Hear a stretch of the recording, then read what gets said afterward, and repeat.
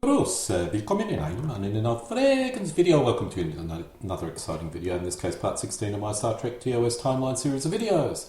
In this video, I will discuss the expansion of the United Earth or United Earth territories up until the foundation or formation of the Federation in 2161. Just to remind viewers, the TOS timeline is not our timeline, nor is it the TNG timeline, and it's certainly not the Enterprise series timeline. I'm only focusing on information contained in the TOS series. I will grab information from other series as long as it does not conflict with the TOS timeline information. One of the biggest gaps in the TOS timeline is the United Earth territory period, up until the formation of the Federation. While we do have some information concerning the Earth-Romulan War, prior to that it's very sparse. Let's cover some of the facts that we know. Zefram Cochrane of Alpha Centauri was born in 2030. He was almost certainly born on Alpha Centauri. The SS Valiant left Earth about 2055, taking 20 years to reach the galactic edge where it was destroyed.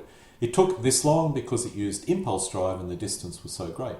The year it was launched could have been as late as 2060 or as early as 2045, but 2055 is the most likely year it was launched. Zefram Cochrane invents warp drive at the age of 31, which would have been 2061. The Martian colonies experienced a series of murders in 2105. I'm uncertain which colony was affected, or possibly it could have been more than one of the three colonies that we know of. This was well before the Earth-Romulan War and just after the invention of warp drive. It assumes these colonies were reasonably developed by this year, as why would the creature go to a sparsely populated place? Remember, the Martian colonies, as far as I can work out, are colonies in interstellar, in other star systems, not colonies on Mars. There is a war between the Earth and the Romulans a century ago, which is called the Earth-Romulan War. The estimate of this war occurred is about 2150, but may have lasted until 2159. I'll be covering this war in much more detail in a later video, so I'll only cover it lightly here. In the episode Wolf in the Fold, we discover an alien non-corporeal form which feeds on fear, called, among other things, a Rajak. The creature murdered 10 women on Heliopolis, Alpha Aranti 2, about 2156. Alpha Aranti 2 must have been reasonably well developed, or at least had a reasonable population in order for this alien creature to go there and do his grisly business. This is not a lot of information, so once again I need to use other related facts to fill in the large gaps. One of the best facts I can use is the size of the Federation 2260 and backtrack its growth to 2050s, which is about 210 years. Lots of sources indicate the Federation consisted of about 1,000 planets or perhaps systems in 2260s. Other less reliable sources indicate the Federation consisted of 150 member planets or systems in 2260, which leaves us with 850 planets. There is probably 200 star bases, with the remainder being colonies and research planets. I've created a spreadsheet form which attempts to backtrack growth over the previous 210 years in question and modify the variables until I get the desired endpoint. It's not perfect, but it does give me a guide. A full member planet has a population of 1 million or more. I covered this in more detail in a later video. The Earth-Romulan War began in 2150, with the main fighting starting in 2156. The 5 new member planets in 2150 would have been the 3 Mars colonies and the first 2 Earth colonies after Alpha Centauri. They would have each had a population of about 1 million each and would have only had light industry and certainly no ability to manufacture spacecraft. The 2 largest member planets were Earth and Mars and all associated solar system resources. This constituted over 98% of the economic power of the United Earth territories, with Alpha Centauri having most of the rest. The wonderful thing about modelling complex situations is you can provide an astounding amount of detail, assuming, of course, your model is correct. I can determine the various populations and possible locations of all the member planets in 2050. What we see here is 6 full member planets, which are just barely more than 1 million inhabitants each, with Mars outpopulating them by 4 to 1 and with Earth dwarfing everything else. My modelling may be wrong, but I'm assuming high population growth on the colonies and low on Earth. In 2050, Earth is sending about 82,000 colonists out each year, which may not sound like much, but probably represents over 40 large spacecraft which will not be back for a few years. This could require a fleet of about 100 colony ships.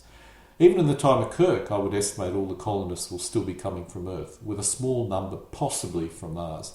It would not be until 2300 or later that any colonists would be taken from Alpha Centauri, and even then I doubt it, as Alpha Centauri will still be a nicely, sparsely populated and pleasant planet.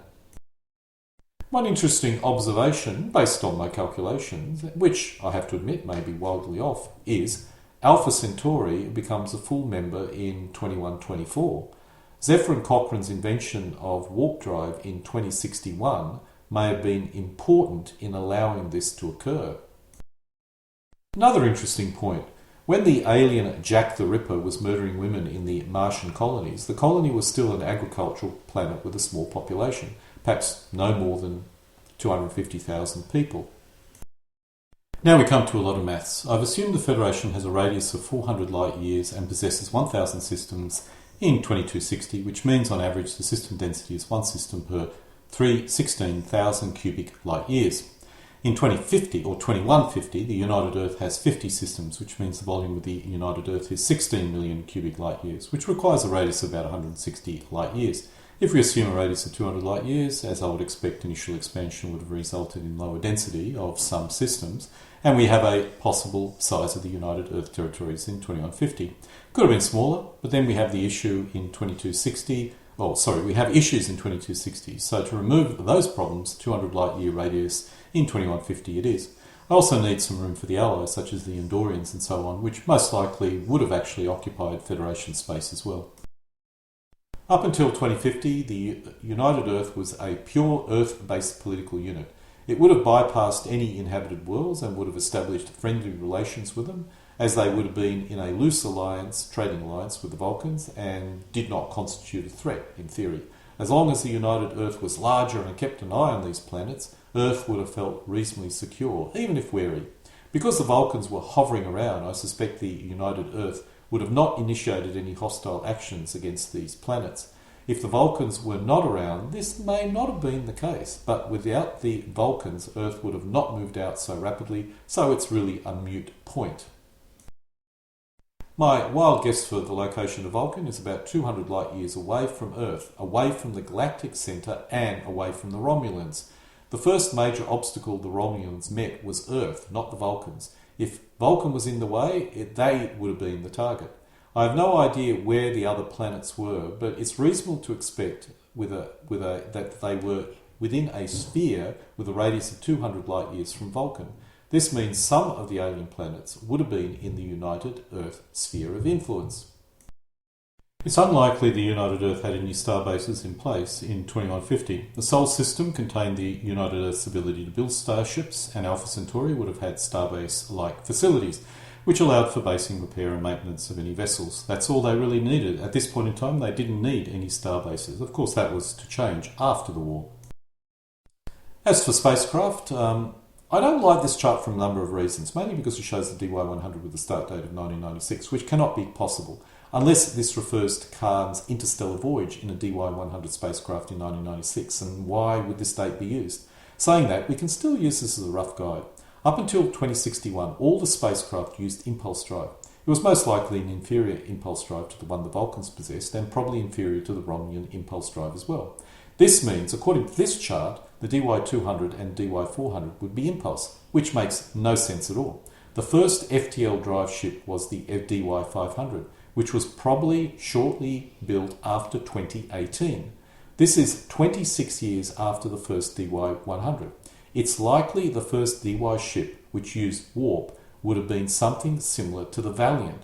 So all these ships would use impulse and were launched before 2055. This is why I don't really like this chart. The dates are all wrong, but the ships may be approximately correct. This is my guess of the DY class of spacecraft.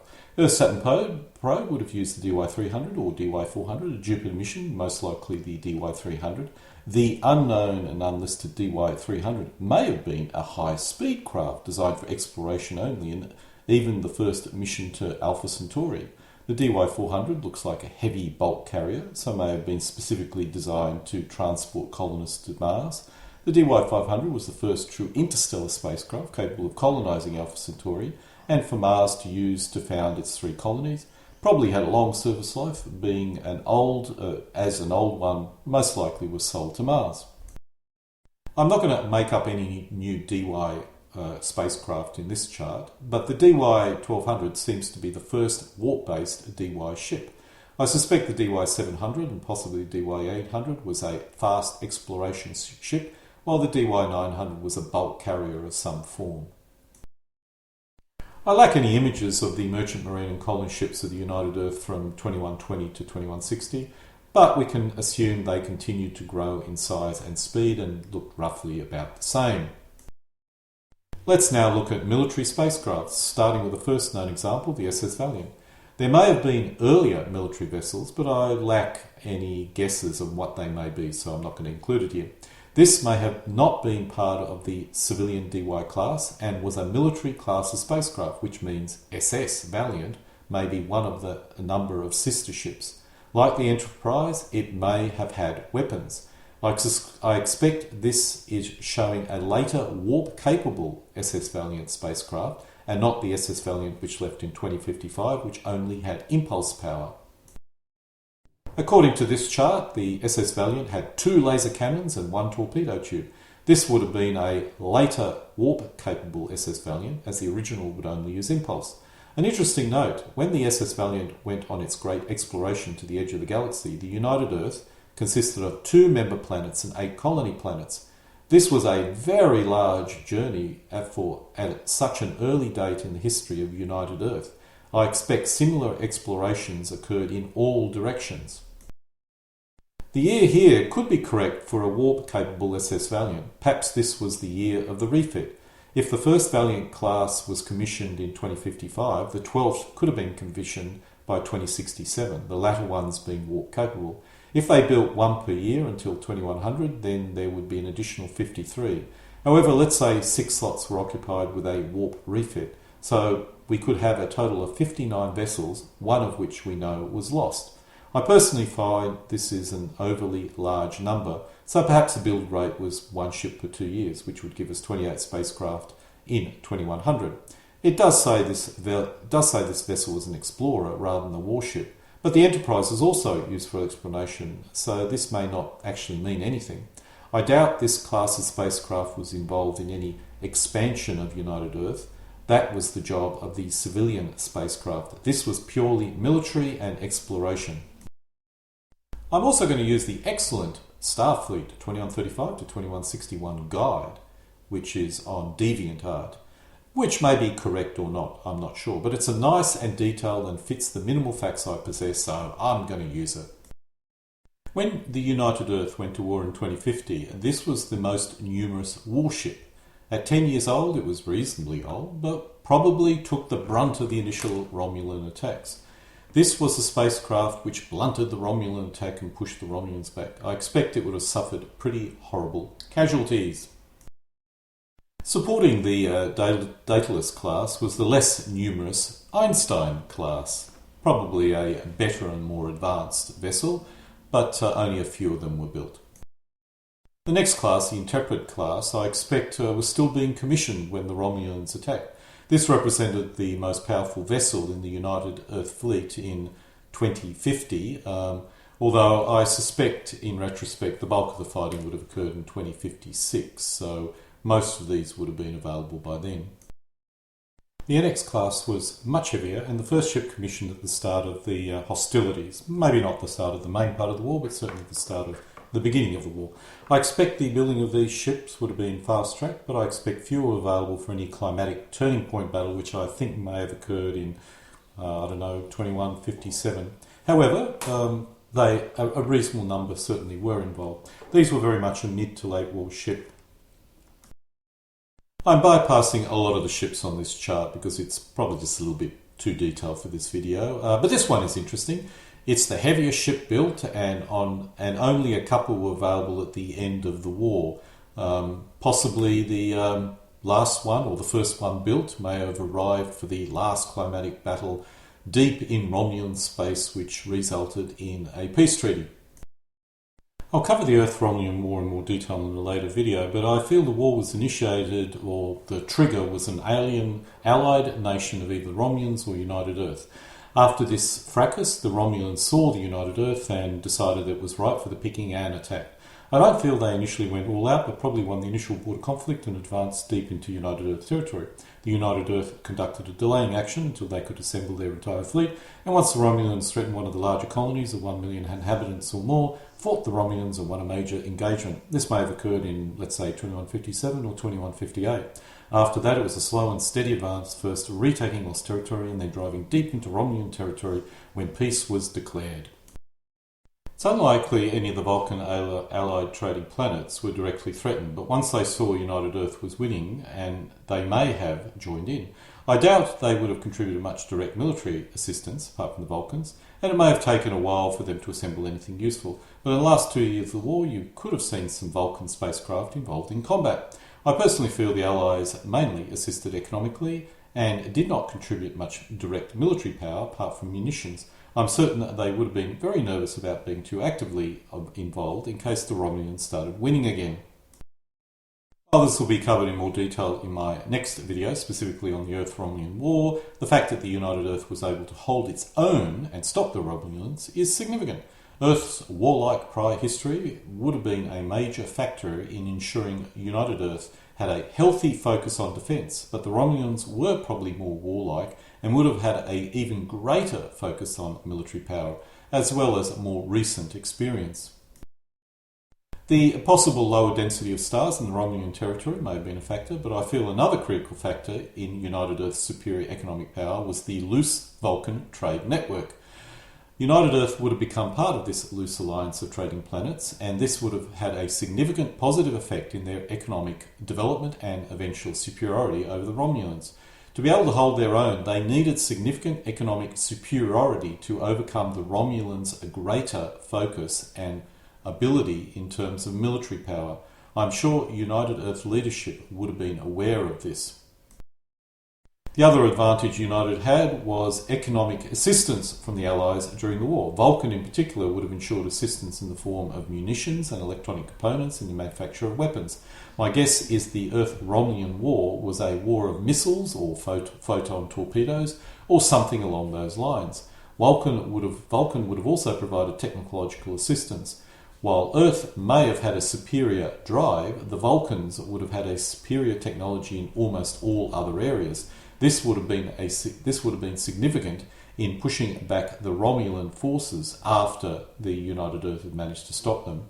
The other allies would have assisted in providing manufactured capacity for goods to be shipped to Earth, which would have freed up manufacturing capacity on Earth to produce more weapons, especially missiles and small missile carriers, which would have been the primary defence of systems. Of course, the question needs to be asked, why would the Vulcans do all this for United Earth? I suspect when the Vulcan first contacted Earth, they expected another low-tech civilization which they would engage in trade with. Instead, they got a highly aggressive expansionary race which had a major focus in space travel and military power. The Earth would have quickly made contact with the Vulcan trading partners and may well have conducted their own direct trade. The Vulcans, being logical, probably felt it would be better to seek greater integration and cooperation with Earth so they could keep an eye on this seemingly unstable and paranoid race. They may not have shared their high tech with Earth, but they made every effort to be seen in a positive light. And I suspect during the war with the Romulans, they began to start sharing their high tech technology. The Romulan attack may have been a shock to Vulcan, as there was now a obviously hostile and very powerful military race out there, with only the military power of the Earth able to match it. Thus, it was a logical decision to ensure the survival of the Vulcan race by assisting United Earth. You always got to remember, nations or peoples only ever do things which are of benefit to themselves, and they don't really care about anyone else when you really get down to bare bones. I actually feel the most significant outcome of the Earth-Romulan War was the formation of the Federation. I'm uncertain what type of political structure the Federation represented. I'll cover that in more detail in later videos, but we can assume it was a federation of independent planets similar to the possibly German Federation after 1871 or the US after 1776. I'm certain it was modelled on the United Earth Territories structure, but may have been looser and now involved alien races, which introduced some interesting differences. War has a traumatic effect on civilizations. The greater the crisis and damage, the greater the trauma. This trauma changes priorities by placing security above all else. Just like after World War II, the Earth-Romulans War had a significant impact by increasing the desire for security. The formation of the Federation was possibly the outcome of this, which in any other circumstance would not have occurred. Civilizations, like people, don't change if there is no reason to do so. Greed and fear are the two major drivers of change, in people as well as civilizations. This explains why Earth would want a tighter military alliance. At the end of the war, it was obvious to the Vulcans and their pseudo-trading partner allies that an alliance with Earth was imperative, and that Earth seemed to be very generous by forming a loose democratic federation, providing members' planets a vote of some description, but most importantly providing an enormous amount of local autonomy in any structure. Of course, the Earth would have had 12 human member planets in 2060, so even if 12 allied planets joined, the Earth probably still a dominant position. I don't feel United Earth would have offered any help, any type of federation which would diminish its dominant position. I suspect that initially it was only the Vulcans who joined, with the other allies slowly joining over the following 24 years. By then, the humans had even more member planets, so ensuring their dominance of any Senate or Federation-like Senate. I feel, based on facts and script, it would be well after Kirk's 5-year mission that the humans lose their majority in this Federation Senate. I think in 2260s the humans had 64 member planets and the aliens 34, but the aliens were catching up as the Federation expanded.